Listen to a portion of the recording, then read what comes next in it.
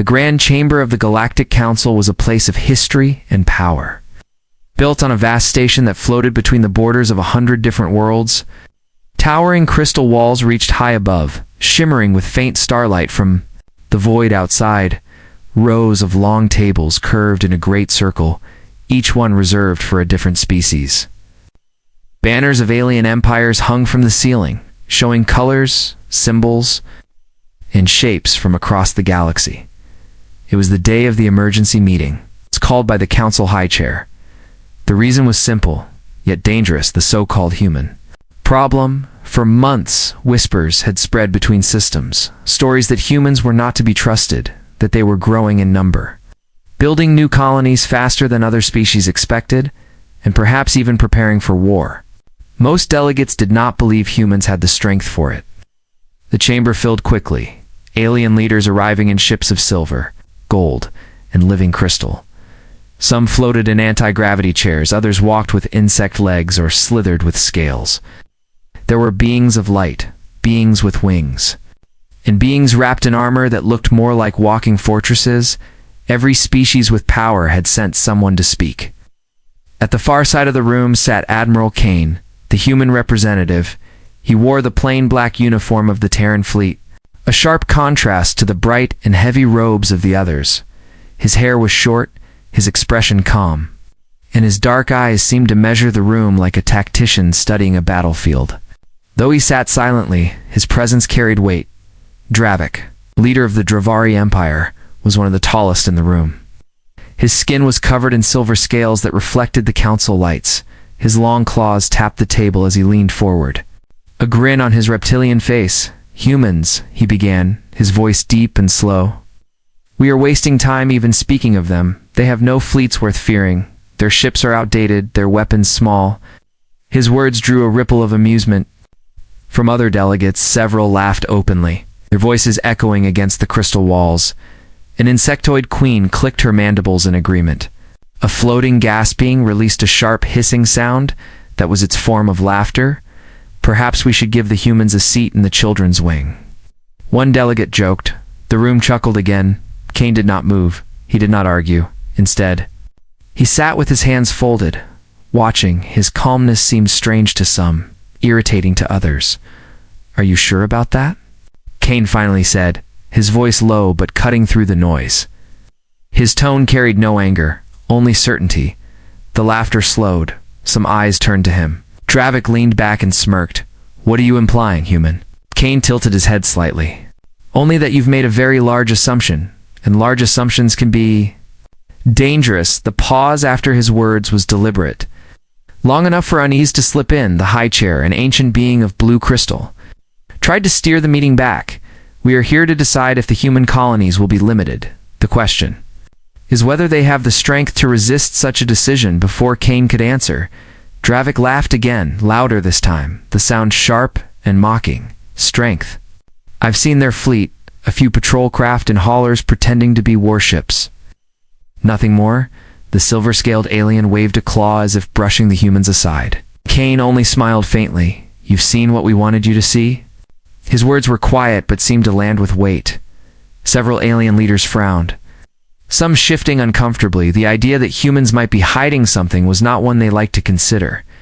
From his seat, Kane tapped a small, almost invisible device under the table. Somewhere far away in the blackness of space, a signal began to travel, unseen and silent. The chamber's huge viewing window stretched behind the council seats, showing a clear view of the dark galaxy. Stars burned faintly in the distance. Streaks of distant comets crossed like silver threads, one by one. The alien leaders looked back toward the human representative, waiting for him to speak again. Kane said nothing more, but his calm smile remained. Dravik leaned forward, sensing a chance. "To humiliate the human? Go on then. Tell us your great secret. Or is it just another bluff from Earth?" His voice was filled with arrogance. Kane met his gaze without blinking. "You'll see soon enough," he replied, his tone still calm, still measured. The room seemed to grow colder. Even the air recyclers hummed quieter. An unspoken tension began to coil between the delegates, a sense that something was about to happen. Outside the window, the first faint distortion of space shimmered, like ripples on a pond. No one noticed yet.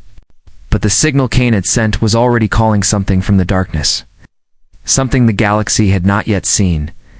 In that moment, Kane leaned back in his chair, folded his hands again, and let the silence stretch. It was no longer the laughter of the delegates that filled the air, but the quiet weight of curiosity and unease, the beginning of a moment that would soon change the galaxy forever. For centuries, humans had been the newest race to join the interstellar community. They were treated as junior members, given only minor trade routes and small colonies far from the core systems. The older species called them ambitious, but harmless. A race too young to understand real galactic politics. But that image of weakness was no accident. It was carefully built, step by step, by the humans themselves. Long before humanity ever sent a representative to the Galactic Council. Leaders of Earth and the outer colonies had made a decision. They would let the galaxy underestimate them. They would hide their true capabilities. They would prepare in silence, while the other empires wasted resources on open wars with each other in public. The Terran Fleet looked small. Outdated and poorly armed, the ships that alien scouts saw were indeed old models, patched together with parts from civilian haulers. Some even carried fake weapon mounts that couldn't fire. They looked like desperate measures from a struggling people. And the galaxy accepted that image without question, in secret, beyond the edge of known star maps, hidden in systems unmarked.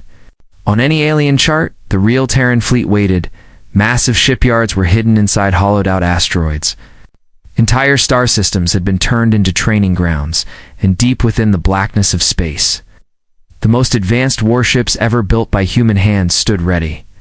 Each of these hidden ships was a monster of steel and alloy, equipped with weapons that could punch through planetary shields, engines that could outrun most interceptors, armor so dense it could shrug off the combined fire of 3 alien destroyers.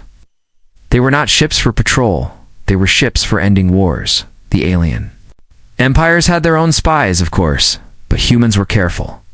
Even when alien agents thought they had infiltrated human territory, they were always guided to see exactly what the Terran command wanted them to see. Reports sent back to alien governments always painted the same picture.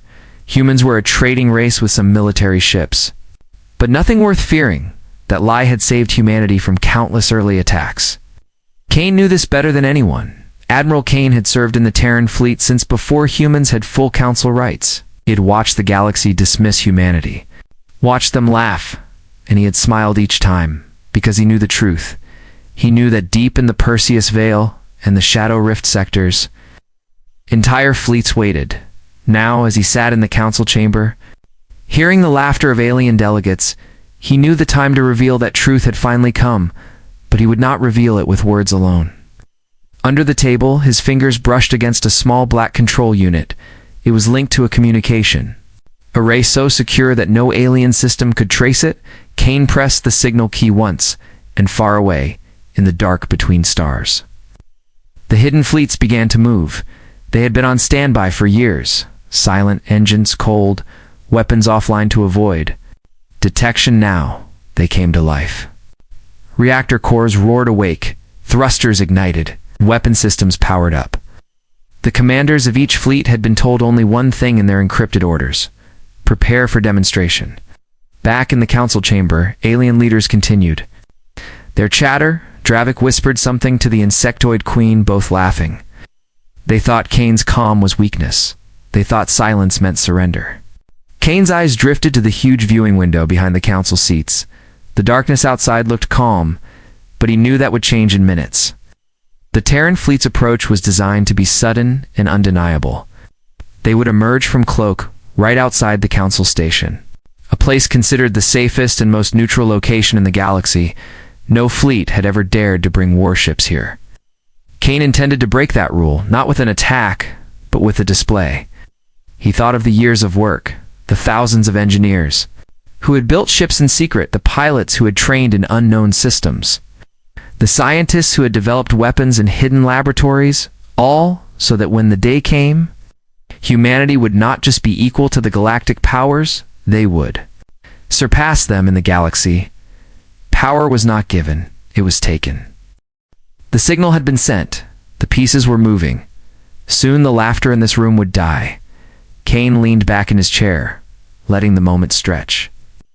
Letting every alien in the room believe they still held control, it made what was coming even more powerful, somewhere deep in the void. The first of the hidden ships adjusted its course toward the station, its massive black hole swallowing the starlight around it. Its guns silently tracking, and soon, the galaxy would learn a lesson it would never forget. The sound began as a low, rumbling chuckle from Dravik, the silver-scaled leader of the Dravari Empire. His long claws tapped the table as if beating a slow rhythm. His yellow eyes locked on Admiral Kane with open mockery. "You humans speak in shadows and riddles," Dravik said, leaning forward. "But shadows hide nothing from those who see." In the dark, his grin widened, sharp teeth glinting under the council lights. "Your fleets are weak, your colonies are soft, and your people are spread too thin." A ripple of laughter passed through the chamber. It moved from table to table like a wave. Insectoid clicks, guttural growls, metallic ringing sounds, and strange, high-pitched chimes blended into a chorus of amusement. Some delegates slapped the table, others covered their mouths but could not hide their smirks. Kane sat perfectly still, his hands folded neatly before him. The only movement was the slow rise and fall of his breath. He didn't speak, he didn't argue, he simply waited. "You hide behind trade agreements and friendly handshakes," an avian delegate added, her wings flicking with amusement. "But everyone knows your ships cannot match even a single battle group from the Euler Dominion." More laughter followed. The insectoid queen tilted her head, her mandibles clacking in rhythm. "Perhaps we should give the humans a task suited for them." "Something harmless," she said, her voice dripping with false kindness. "Let them guard a cargo station, maybe. A mining post, somewhere far from the real wars." The room shook with laughter again, louder this time. It was the kind of laughter used not for joy, but for humiliation. It was meant to push the target down, to remind them of their place. Kane's eyes, dark and calm, moved from one delegate to the next. He let them see his silence, let them feel the weight of his unbroken composure. The more they laughed, the more their own voices began to sound strange in their ears. Dravik noticed this and leaned back, his grin tightening. He decided to make the humiliation sharper. "Do you know human?" he said slowly. "I once saw one of your so-called warships." He let the words hang. It was barely holding together. Panels missing, hull plating bent, weapons that looked like they were older than you. He laughed hard at his own story, the sound echoing.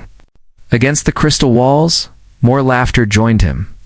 Some delegates pounded the table with amusement, others covered their faces to hide their grins. Kane, still calm, turned his head slightly toward the massive viewing window that spanned the rear of the chamber. His gaze drifted into the deep black of space beyond. It was then that the first shimmer appeared. Almost invisible at first, just a distortion in the starfield like heat waves bending the air on a desert road. Kane noticed it, but no one else was looking in that direction yet. Dravik, encouraged by the lack of human reaction, spoke again. "Perhaps we should send you our old scrap ships. Let you build something decent. It might take you a century, but maybe then you could stand in the same room as the real fleets." His voice was soaked in mockery. The delegates laughed again, but now faintly. There was a hitch in some of their voices, a tiny hesitation, as if an unseen current of unease was brushing against them.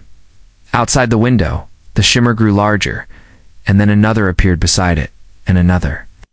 The distortions were moving, drawing closer. Kane's eyes never left the view. His lips curled into the faintest of smiles. Dravik noticed the smile and leaned forward, narrowing his eyes. "What amuses you, human?" he asked, his voice carrying a note of challenge. Kane's reply was quiet, but every being in the chamber heard it. "You," he said simply.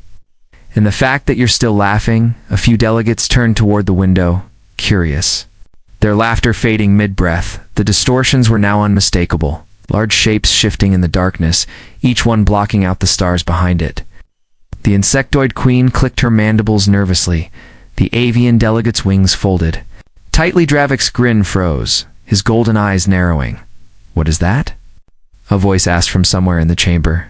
Kane didn't answer. He didn't need to.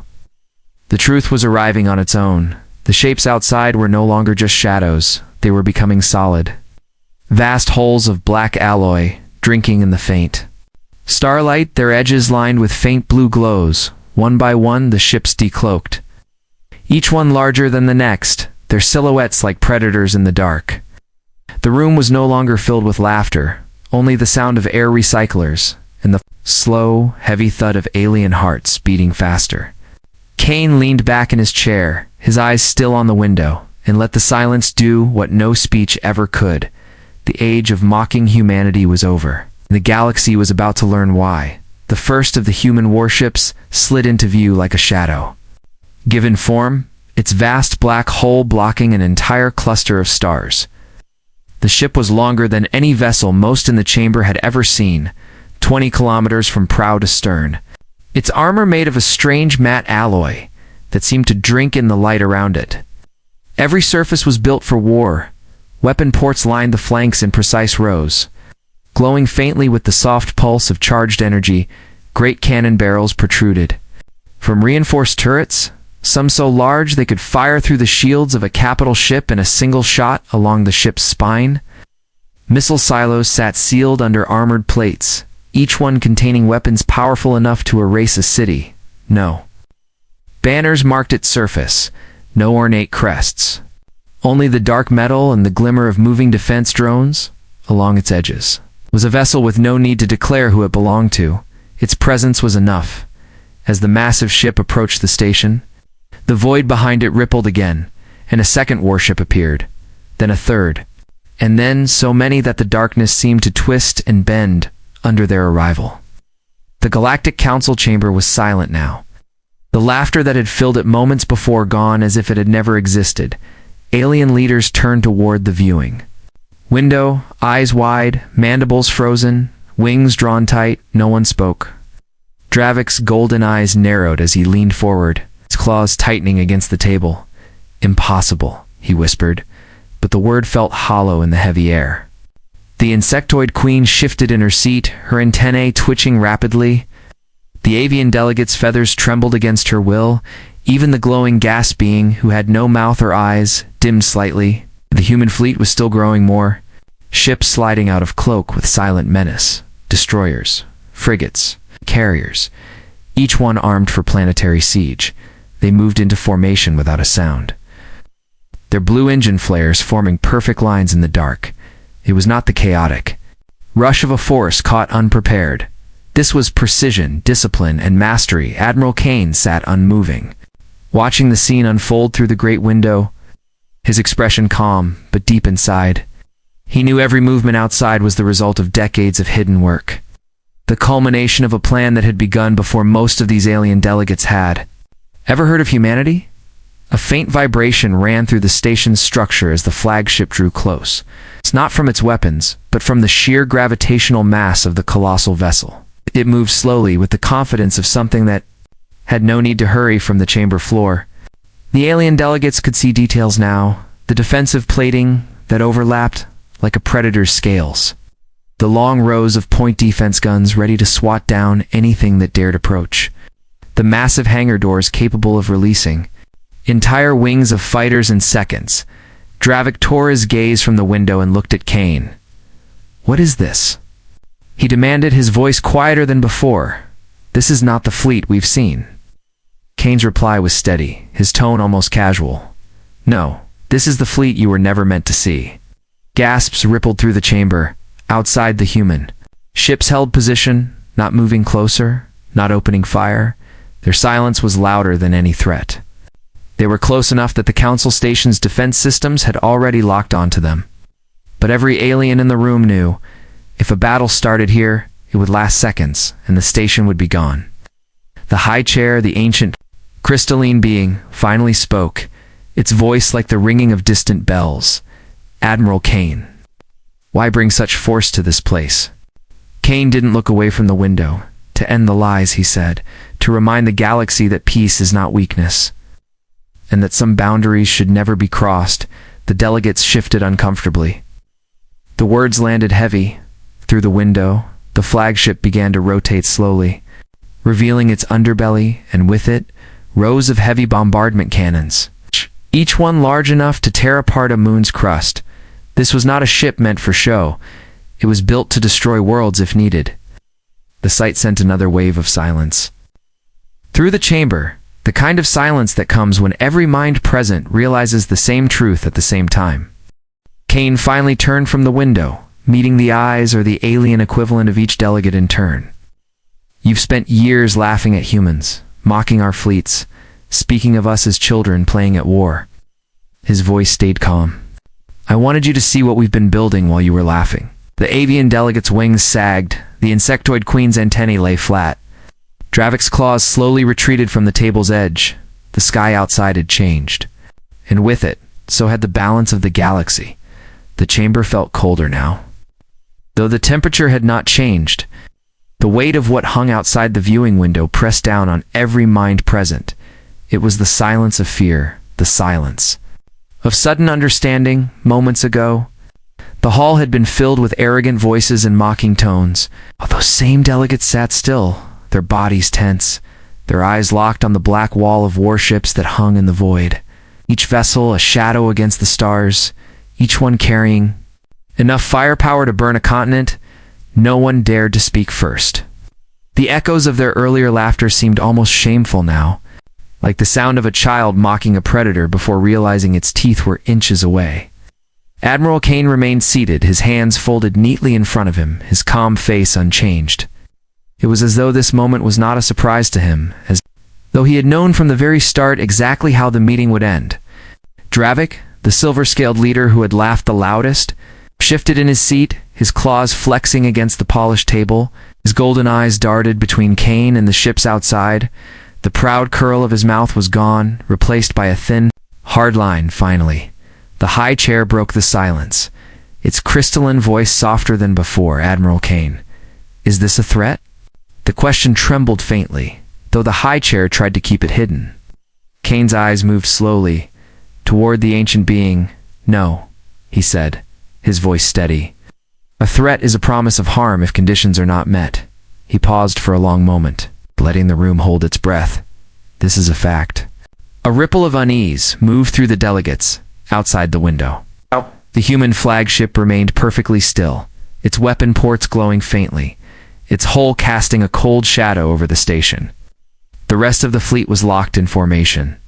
A silent wall of steel and fire. The insectoid queen's antennae twitched, her mandibles clicking softly as she spoke.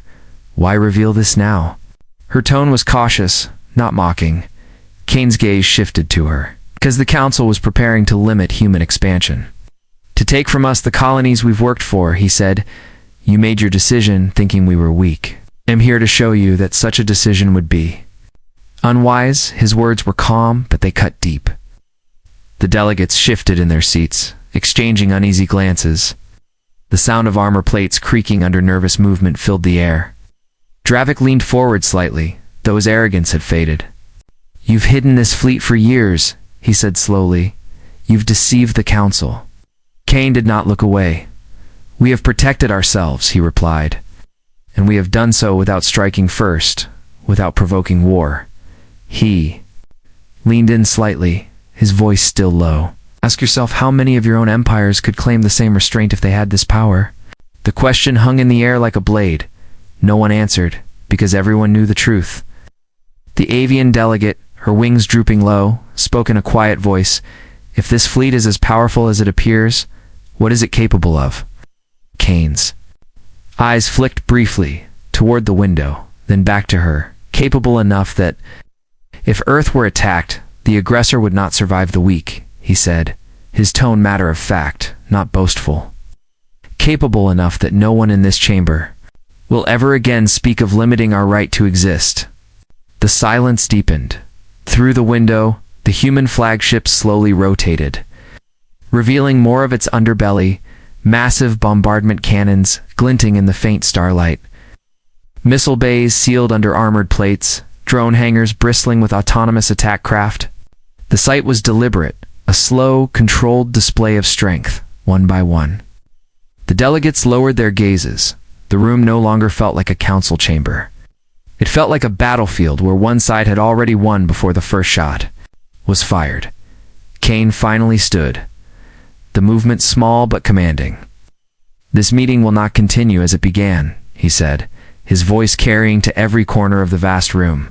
"There will be no limits placed on humanity, no interference with our colonies, and no attempt to treat us as less than equals." No one objected. No one dared. Dravik's claws scraped against the table once before he pulled them back, his golden eyes avoiding Kane's. The proud predator, now unwilling to meet the gaze of the prey he had mocked, Kane turned toward the high chair. "I believe we are finished here," he said simply. Then he inclined his head toward the window, "unless anyone wishes to test the truth of what they see." Not a single voice rose to accept that challenge. Outside, the fleet remained still, but its presence was a living thing, pressing into the minds of everyone present, a quiet reminder that humanity had been underestimated for the last time. When Kane finally left the chamber, the silence followed him. And for the first time in Galactic Council history, no one dared to speak until the human was gone. The great chamber's silence was still heavy when Admiral Kane returned to his seat, his hands resting calmly on the polished table outside the vast viewing window. The human fleet remained in perfect formation, motionless, yet alive with quiet. Power, their presence alone, a message. The high chair, its crystal body faintly dimmed in unease, shifted slightly, and spoke in a slow, measured tone. "Admiral Kane, if this meeting is to continue, perhaps you should explain the purpose of bringing such." Forrest Kane's dark eyes met the high chair's gaze without flinching. "Purpose is simple," he said evenly, "so there will be no doubt, no mistake, no misunderstanding about what happens if humanity is threatened." A murmur rippled through the delegates. Some shifted nervously. Others kept their gaze fixed on the window, able to look away from the wall of black alloy and glowing weapon ports. Kane reached into his uniform pocket and withdrew a small silver disc. He placed it on the table and pressed the center. The chamber lights dimmed, and a holographic projection filled the air. It showed a map of the galaxy, countless stars glittering. In the void, Kane's voice was calm as he began to speak. "What you see here is the operational reach of the Terran Fleet." As he spoke, glowing arcs began to spread from the small cluster of stars marked as human territory. At first, they were short and few, but they grew, stretching far across. The map read lines reaching deep into the territories of other empires. The insectoid queen tilted her head, her antennae trembling. These arcs, what do they mean?" Kane's eyes didn't leave the map. "They represent the strike range of our weapons," he said. "These are the systems we can reach in under 12 hours. Gasps filled the chamber. The arcs had already covered dozens of star systems, but Kane wasn't finished. More lines lit up in blue, spreading farther still. "These are the systems we can reach in less than 3 days." By the time the projection ended, over half the galaxy was covered in color. The implication was clear. Nowhere was safe if humanity chose to strike. Dravik's voice was low, almost reluctant. "You would attack us all?" Kane turned his gaze toward him. "Not unless you force us to," he said. "This is not a threat. It is a fact of reality. If any empire moves against Earth, or our colonies, they will not get a second chance." Outside the window, the human flagship's forward guns shifted, aiming toward empty space. The movement was slow and deliberate. Kane pressed another button on the silver disc, and the hologram changed. It now showed a barren asteroid spinning silently in the void. A moment later, a single beam of blue-white energy struck it. The rock didn't just break, it vaporized in a blinding flash, leaving nothing but drifting particles. No one in the chamber spoke. Even the sound of breathing seemed to fade. Kane's voice cut through the quiet. "That was one weapon. One shot from one ship." He paused for emphasis. "You can imagine what the full fleet can do." The avian delegate's wings twitched nervously. Why keep this hidden for so long?" she asked. Kane leaned back slightly. "Because if we had shown you before, you would have united against us out of fear," he said. "Instead, we waited, we built in silence, and now we reveal it not to conquer, but to make sure there is no war." The high chair's crystalline form hummed softly. "And if someone ignores your warning?" Kane's answer came without hesitation. Then history will remember them only as a name on a list of extinct powers. A deep, uneasy quiet followed. The human fleet outside began to rotate slowly, the motion revealing more ships that had been hidden in the shadows, dreadnoughts, carriers, and sleek hunter-killers, all perfectly coordinated. The sight was overwhelming. Kane rose from his seat, walking to the center of the chamber floor. "Understand this," he said, his voice firm but not raised. "Humanity does not seek war. But if war is brought to us, it will not end with a treaty. It will end with your defeat, absolute and final." Every delegate's eyes were on him. Now, no one laughed, no one smirked. They listened. Because they knew he was telling the truth, Kane gestured toward the window. "That is the last warning you will ever receive." He tapped the silver disc again, and the holographic map vanished, the chamber lights returning to their normal glow.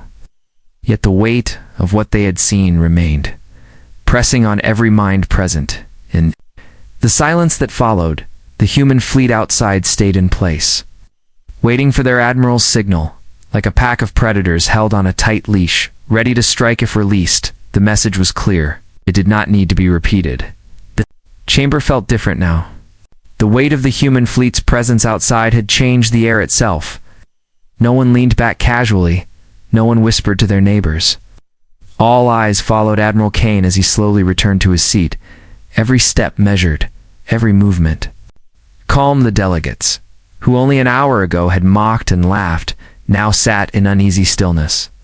The insectoid queen's antennae hung low, the avian delegate's wings folded tight. Dravik's claws rested flat on the table, unmoving. His golden eyes locked on Kane with a look that was no longer arrogant, but calculating. The high chair spoke first, its crystalline voice quieter than before. "The council recognizes the reality of what has been shown here today."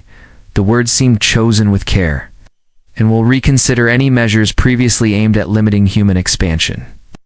A few murmurs of agreement rose from the chamber, none in opposition. Kane gave a small nod. "That is wise," he said simply, his voice carrying without effort. "The galaxy is vast enough for all of us, but if we are forced to defend our right to exist, we will not hesitate." The avian delegate cleared her throat softly. "Then, perhaps there is an opportunity here," she said, her voice cautious. "If humanity possesses such strength, perhaps it should be used not only for defense, but for balance, for stability." Kane's eyes narrowed slightly. He knew what she meant: alliances, treaties, and agreements that would bind humanity to the Council's needs. But he also knew the value of keeping options open. "We will decide the shape of our role," he replied, not out of obligation, but by choice. Dravik shifted at last, his voice low, but without the mocking tone from before. "I underestimated you," he admitted, the words heavy as if they cost him. "That will not happen again." Kane met his gaze for a brief moment, then looked away. "It would be better for you if it didn't," he said, his tone without malice. Only truth. Outside the window, the fleet began to move in slow, perfect formation, not leaving, but shifting just enough to remind the chamber of their presence. The dark hulls, gliding past like silent sentinels. The high chair turned its gaze back to Kane. "We will draft new agreements," it said. "Ones that reflect the new balance." Kane stood, his black uniform catching the pale light from the window. "Make your agreements," he said, "but know this: we will not sign away our safety. We will not bow to fear disguised as law. And we will not forget how you looked at us before today." Those last words cut deep. Several delegates lowered their eyes, unable to meet his stare. The insectoid queen clicked her mandibles softly. "Perhaps a joint military exercise to ease tensions," she suggested, her tone almost careful, as if seeking approval. Kane didn't answer immediately. He walked to the edge of the chamber and stood before the window, looking out at the endless void. The flagship's silhouette, looming like a mountain in space. "Perhaps," he said at last, "but it will be on our terms." The quiet stretched again, not the uneasy quiet from before, but something heavier, final, as if the galaxy itself had shifted, Dravik finally broke it. "You have changed the game, human," he said, his voice carrying across the room. "But remember, power attracts enemies as much as it commands." Respect. Kane turned his head slightly, enough for his voice to carry. "Then let them come," he said, calm and certain. No one argued, no one laughed. The high chair tapped its crystalline staff against the floor. By signaling the end of the session, "The council is adjourned," it declared. The sound echoing through the vast chamber, one by one the delegates began to rise. Some left quickly, eager to be away from the oppressive weight of the human fleet's presence. Others lingered, stealing glances at Kane before walking out, each with thoughts of what they had seen and what it meant for the future. Dravik was the last to leave, his tall frame pausing at the doorway. "We will meet again, Admiral," he said quietly. "And when we do, I hope it is not as enemies." Kane gave no reply, only a faint, unreadable smile. When the chamber was empty, Kane stood alone at the window, watching as the fleet began to turn away from the station, their black holes fading back into the void, cloaks reactivating one by one until the stars returned. The display was over, but the message would last for generations. From this day forward, humanity was no longer the young, underestimated race at the edge of the galaxy. They were a power to be reckoned with, and the galaxy would never laugh at them again.